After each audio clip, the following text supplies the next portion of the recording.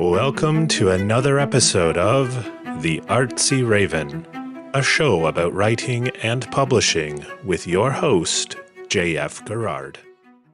Welcome to another episode of the Artsy Raven. Today our special guest is Dean Gilmour. So Dean graduated from the University of Windsor with an Honours BFA degree in Dramatic Arts in 1976 and immediately traveled to Paris, France to attend the School of Jacques Lecoq. He has created, directed, and performed in 42 Theatre Smith-Gilmour productions and has performed his work in Toronto, across Canada, and in 11 countries around the world. Dean has received 2 Dora Awards for Best Director, 2 for Best Actor, 2 for Best Production, and 1 for Best New Play for his work as an actor, writer, and director in Chekhov's shorts and Chekhov's longs in the Ravine. So welcome, Dean. Thank you. Now, I have to ask you, are there any Dora Awards you haven't won yet? I think you've won everything. Yes, the Chekhov adapting Chekhov's short fiction was proved to be very successful for us, and it's what took us to China. In fact, Okay. when we went to China, yeah. All right. So can you tell us a little bit about yourself and how you started? Well, I guess what's interesting is, well, I'm not sure how far back to go, but when I was a young high school student, I started my high school career as a big failure, Oh. and literature is what saved me. I read Albert Camus' The Stranger when I was in grade 10, so I'm not sure how old I would be, like 15 or 16, and Kazantzakis, Zorba the Greek, and anyway, I started reading literature, and something a fire started to burn, and continues until today. So that's many years. Where did you grow up? I grew up in St. Thomas, Ontario, Mm-hmm.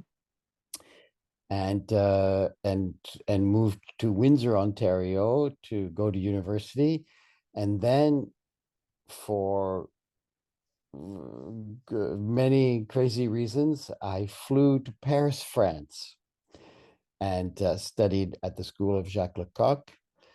And the School of Jacques Lecoq was really a very special school.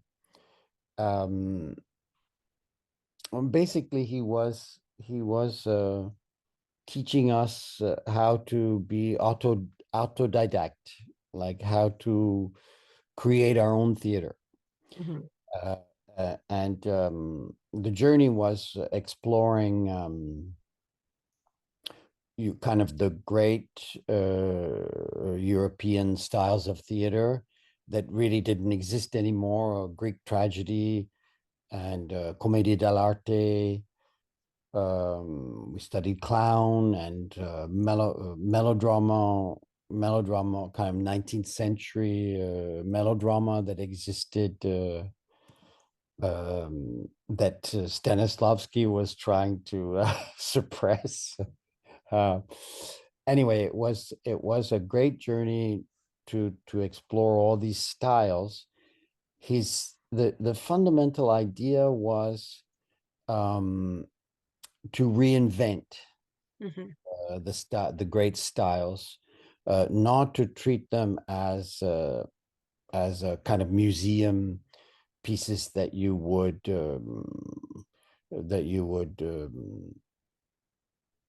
choreographed the way it was. His exploration was to improvise, to reinvent the style. So this was a great springboard to go out into the world and invent the theater that we wanted to invent. So at Jacques Lecoq, I met Michelle Smith, and in spite of her name, she grew up in Corsica. She was French Corsican. and because her grandfather had come from Liverpool and became married a French person, and so but they had the name Smith. Anyway, that's a long story. But the two of us really connected, and in the beginning, the very first thing we did when we came out of Lecoq School was we created a 20-minute clown show, and we played on the streets of Paris. Oh, like busking, kind of. We're busking, and it was another great education about connecting with an audience, and an audience that's passing by, right? So you have to connect with them, and then as the years went by, in the beginning we created clown shows, and a number of clown shows, and we toured back to Europe. We toured through Germany and France and Italy with a clown show that we had created here in Toronto. And then we began to adapt. Carlo Gozzi was an Italian writer. He was writing commedia dell'arte plays, and again he was reinventing a style that had existed 200 years before. So this question of reinventing comes all the time. And then at some point, we really started to focus on adapting literature. And I would say the at the heart of that desire was to not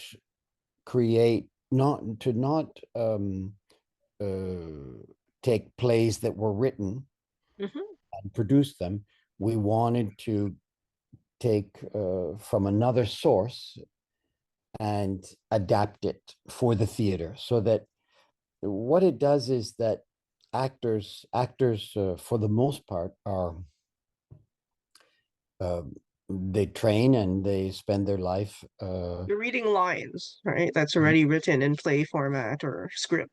exactly, and everything's kind of based on naturalism and breaking down a text that was written by a playwright. And so for us, the source is literature. It's not a play, and we invent the play. So in fact, our text comes at the end. At the end of the process, there's a text, Yeah. but we invent that. So to go on the theme of reinventing, we invent the play through improvisation, and which is what we're doing with Songling right now. So You're making an actor's life hard. You're making them think and reinvent. this I is think really, yeah, it's really the fundamental thing about how we work, and that often for actors it's a journey for them of discovery, because for us the experience of seeing the show is it happens in the audience's imagination. The imagination of the audience is activated, and they discover the play that's happening. So, and often in naturalism, often it's didactic. It's often I don't know, maybe it's a big word to say, propaganda of an idea. And for us, we don't want to be telling the audience what to feel and what to think, and we want their imagination alive and to discover. So we try to not explain. Okay. to the audience. Yeah. So often we refer to it as it's a theater of image and action with text. Action, thought is action, and action is thought. So to explain, to say like a gesture, a gesture is thought, Mhm. and the audience sees a gesture and it translates to them as a thought. Mhm. And well, it comes from our training, and we explore image is image. If we create an image on the stage with the actors' bodies and gesture, the audience is it activates something in their conscious and subconscious of thoughts. And we kind of think of plays as thoughts written, but for us the action and the gesture is as important as the word. Okay. Yeah. Now, so you formed this group with Michelle Smith and you toured. So how did you end up in Toronto?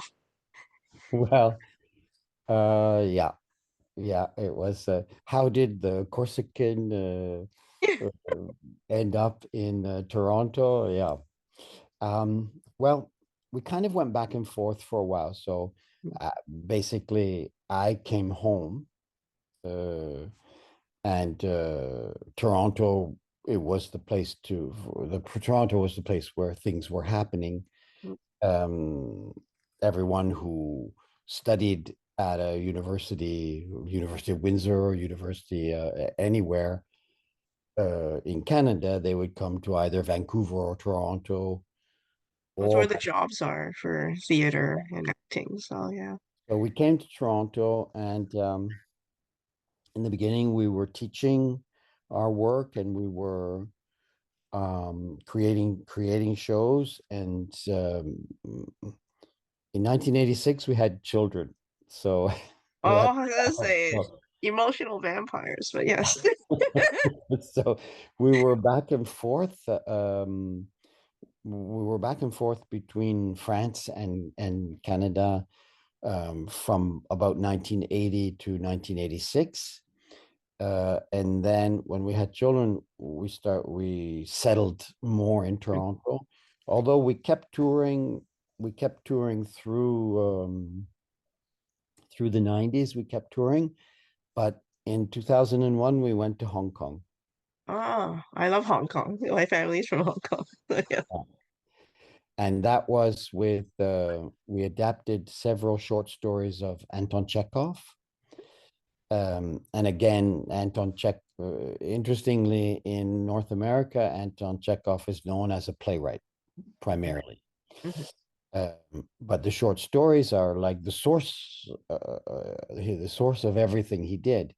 Mhm. And in China, of course, he was equally as known as a short story writer as a playwright, because, well, the historical connection between Russia and China. And so and we went to Hong Kong a week after 9/11. Oh boy. Okay. So and we played at the Hong Kong Cultural Arts Center in Kowloon. And from there, we made a connection to the Shanghai Dramatic Arts Center. Mhm. And then we went back and forth to Shanghai many times. And the Shanghai Dramatic Arts Center, actually, I'm coming to Songling. So the Shanghai Dramatic Arts Center asked us to create a show with actors from their company. Mhm.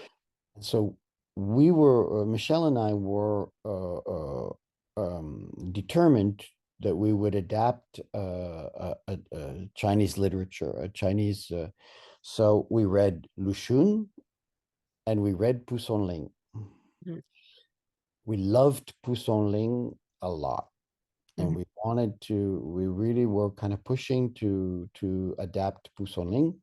But the Shanghai Dramatic Arts Center really felt that Lu Xun was Better better. choice. Yes. Yeah, or that one, yes. So we adapted short stories from Lu Xun. Was great. We loved it a lot, and we toured. We went to the People's Theater in Beijing. We went to Macau and Guangzhou, and actually with the Chekhov, we went to Taipei as well. So, but Songling stayed in Mhm. our imagination for a long time. Then in 2018, we were invited to Kunming.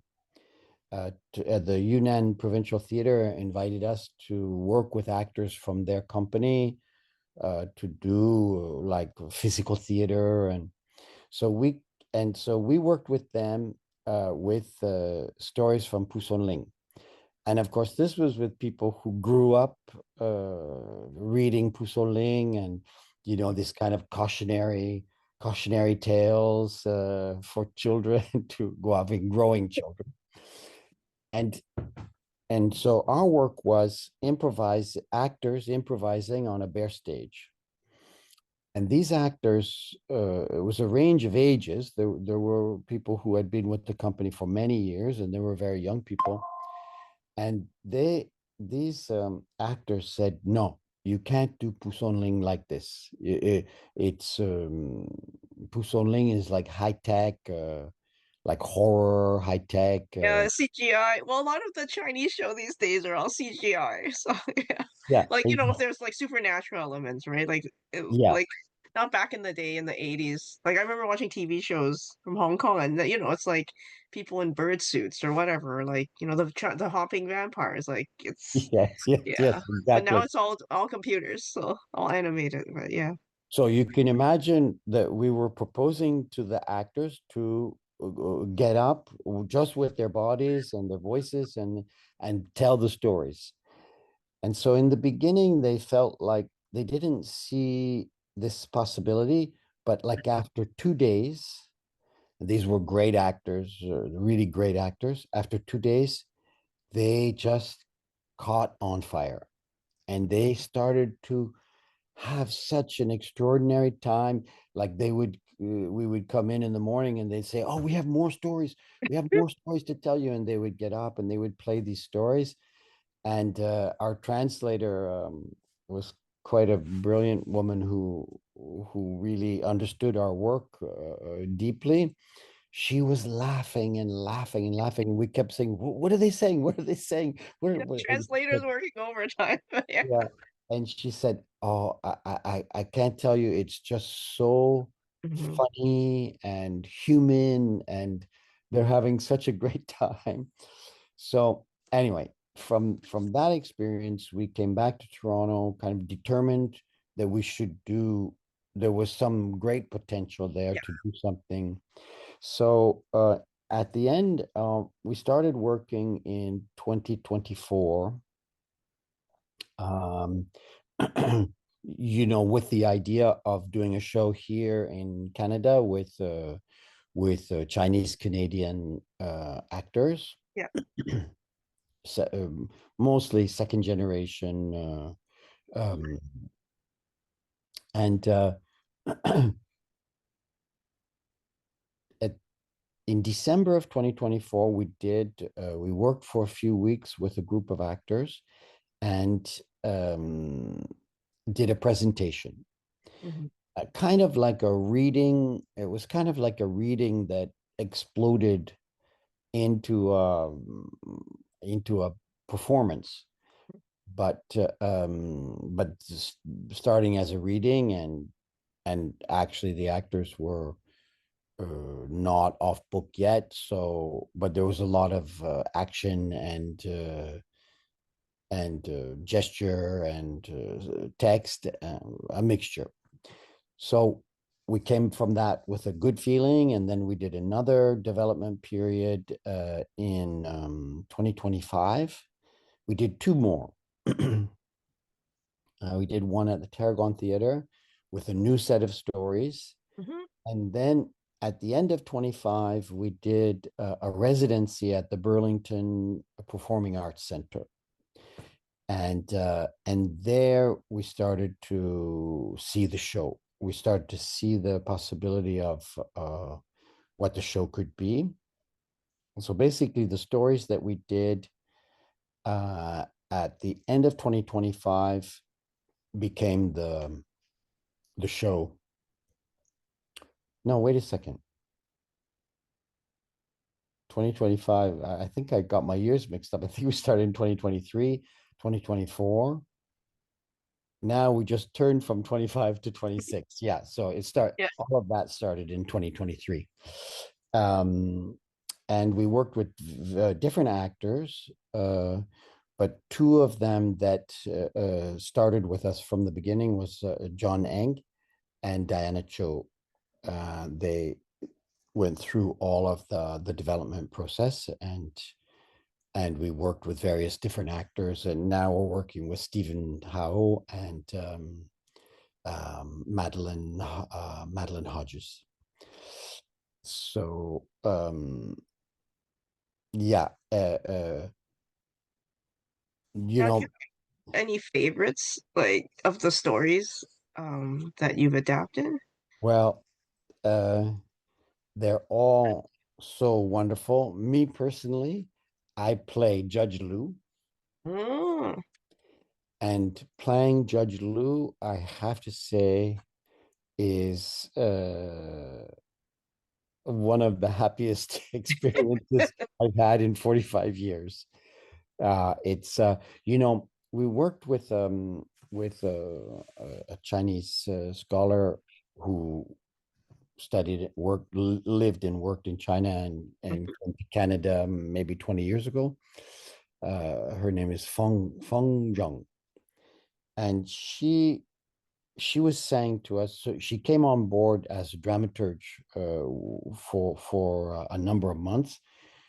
And the great thing that she said is, she said, for Chinese people, the different realms, the realm of ghosts, the realm of fox spirits, is real. It's not like in the West, we kind of think of the Heaven, hell, yeah, earth. Yeah. yeah. And so, of course, when I'm playing a fox on stage, it's real. Hmm. I don't think I'm playing, uh, yeah, something that's not real. So we play ghosts, we play a corpse that comes to life, and we play it all like it's real. And and I think that the people who are coming to see the show, they they say things like, you really the well this the Fong, the scholar who we worked with, she said that our theater makes her think a lot about classical Chinese theater. So a bare stage and movement and text. And she said this is a great way to tell these stories. So we feel that people have like an access to the world that Songling writes about. So I guess it goes back to what I was saying.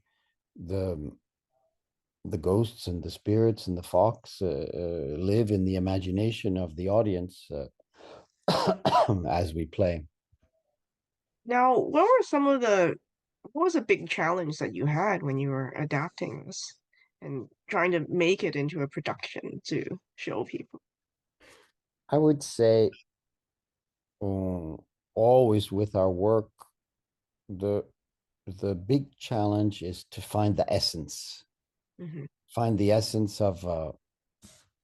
of the text, adapting the text, to find the essence of image and action and gesture, to distill it down to its essence is always the challenge. Mm. And it tends to not be, actors tend to, discussions that we have is, what's my motivation? What's my motivation? Well, if you're being chased by a corpse that has come to life, what's your motivation? Well, you want to save your life, like you run to save your life. So, you know, for us, what we say is it's not psychological theater. It's Mhm. not naturalism. And there's kind of in the way people think about Shakespeare. Shakespeare is not naturalism, but it's a great study of human psychology. Mhm. So there is an analysis of psychology that's involved with adapting these stories, and Pusoling is the same. There's a there's a great deep look at human psychology and how humans function, and through hundreds and thousands of years, um, and we must look at the psychology of the characters, but it doesn't solve the problem of Mhm. how to play these characters. And the playing is not like naturalism and psychological theater. So you bring the analysis and the look at the psychology and the exploration of the psychology, but unlike a naturalistic theater or kind of TV, kind of film acting, we have to go away from that towards gesture, movement, image. The stories about there's a story about should I do a spoiler? Ah, Should sure, might as well. I? There's a story of, well, because you asked me Yeah, yeah. favorite, so there's a story about soldiers, rebels. The Ming Dynasty was the government forces fighting against rebel forces constantly, and like just thousands and thousands and thousands of people dying in these fight for power. And so there's a story about the way Pusoling says it is rebels who were mown down like fields of hemp. Mm. Image that he says, like just Yeah. kind of like Waterloo, the Battle of Waterloo, just like fields covered with corpses is the image. And someone someone who's trying to get home Mhm. has to go through this field covered with corpses, and the corpses come to life because the wild dog is coming. And the wild dog is this creature that sucks out their brains, and so yeah, so the fantasy and the reality are all mixed together, um, and you can't play the wild dog in a psychological way. It's a wild dog. Mhm. The actor has to play the wild dog. So it can be great fun. And I think for audiences seem to really um, enjoy going into having access to this world of the supernatural. And so we don't like what Michelle, who's the director, says often is our work is low tech, and we think of supernatural and horror as high tech, that has to be um, created by a computer, I guess, and we evoke the, in our work, the way that we think of it is we create the image, and it's a double image. You see the actor, and if you see for a split second the image that's being evoked, Mhm. then the audience can say it's true. I saw Mhm. it. So for I play a fox, and someone said to me in the lobby after the show, I saw the fox. Oh, that's wonderful. Yeah, so I think, oh, great. Like she sees that it's me. She sees that it's an actor playing. But if for a moment her imagination says to her, it's a fox, even for a flash of a second, then you have a double image. Uh, and the way I think of it is, this is the moment of poetry in the theater, where Mhm. you see the double image. If you never see the double image, then it can be sad, because then you just see an actor trying to Kind of a bamboozle. fox. Yeah. Yeah, trying to bamboozle you into thinking he's a fox. Like, no, I'm an actor. I'm always an actor, but through gesture and sound, and maybe there's a double image, and the audience can walk away thinking, "Oh, I saw a fox." So, what advice would you give to aspiring actors, directors, or theater creators entering the field today? Um, I often think about this question, and and I remember something that Peter Brook said, the great theater director. He said that, well, he said a lot, but basically he said, never forget that original impulse, naive, stupid impulse that made you want to do theater, to be a to create theater. um, and it's a big thing, like to hold on to why you even wanted, why you dreamed about doing something, and hold on to that, because it's easy to become bitter and fall into a place where it's a grind. It's just a tough grind, and so you have to keep trying to remember. Now, when I'm doing the show every night, you're coming on Tuesday, you can know that when you're watching me on the stage, I'm thinking, hold on to that pleasure, the pleasure, and the joy Mhm. to play, to invent something. Yeah. Now, what do you wish you had known when you first started theater? Like, I mean, you've had quite a journey, but were there some lessons learned, do you think, that were valuable? Yeah. Like, oh,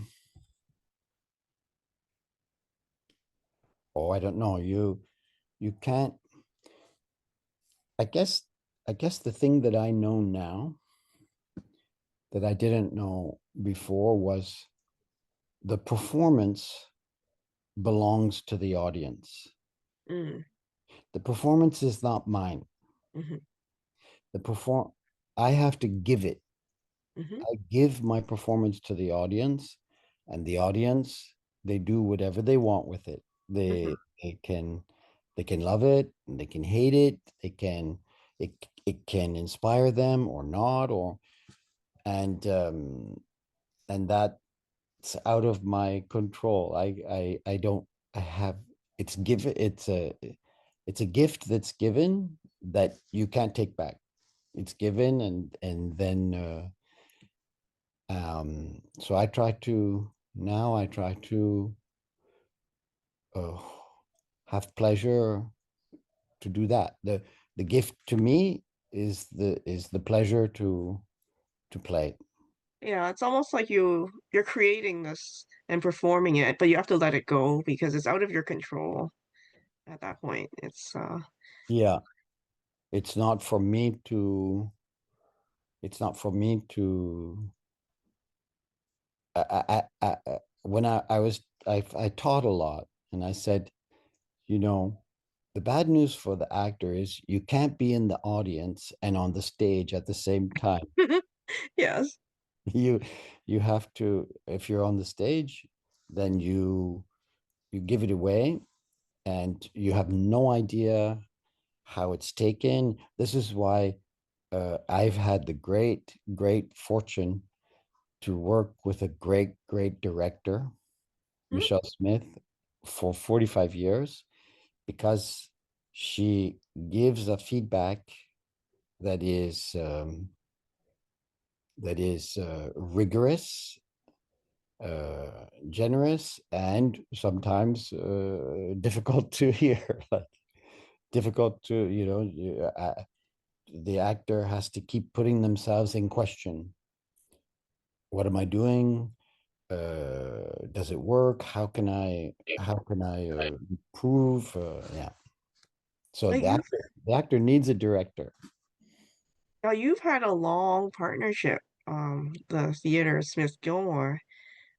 I mean, I guess do people ask you what's the secret to that? Like for sometimes people start it up and they end it but yours has been around for a long time. Well, it's interesting because we're old now, Okay. and and there's many people in the theater community that are pushing us to the edge of the to retire, like to, Uh, like you've had your time and now move on. And I don't know if it's because we're born in the 50s, but we're children of the 60s. mhm. And the 60s was a time of revolution and change, and so when uh, we when we get this, someone used the phrase pushed under the bus. when when we when we get this feeling that we're being pushed out, we fight, Mm. and we keep fighting, and we love to fight together. And we have a board of directors who are we got some great advice from our board of directors, you know because the times we live in is, old white people have to make room and make changes for diversity, and so you know we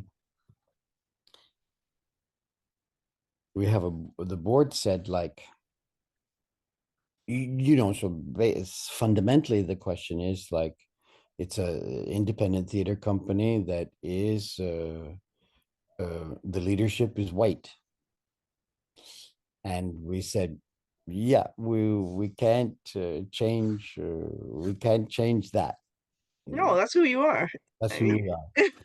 And our board said, you have to stop uh, um, um, functioning from this weakness. That who you are is a weakness. The board said, like, you're old. That's your strength. You mhm. you you you have 45 years of experience. So this really opened up something in our thinking. Um, because we had some conversations with arts councils. You are diverse, and we said, but we're working with a group of Chinese Canadian actors. Like, this is diversity, and the way we think of it is that it's a shared humanity. Mm-hmm. There's a shared humanity between us, and then they say, no, but we're not talking about one show, but we're a creation company, so we're only creating one show over a 2-year period. Anyway, so it's a little bit like a Kafka trial, like you're not sure why anything is, but to but we have a great momentum now at our age to say we are old, and this is what we have to give Mm-hmm. before we retire. So kind of like, so now over the next few years, so our Canada Council funding is secure for another 4 years. So we say now we retire on our terms.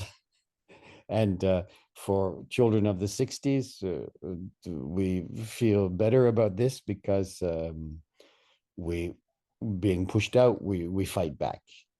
Like we did in the 60s, we fought for change. Now, do you have another project in the planning right now? Well, um, just to give you a little glimpse of what we proposed for the future was uh,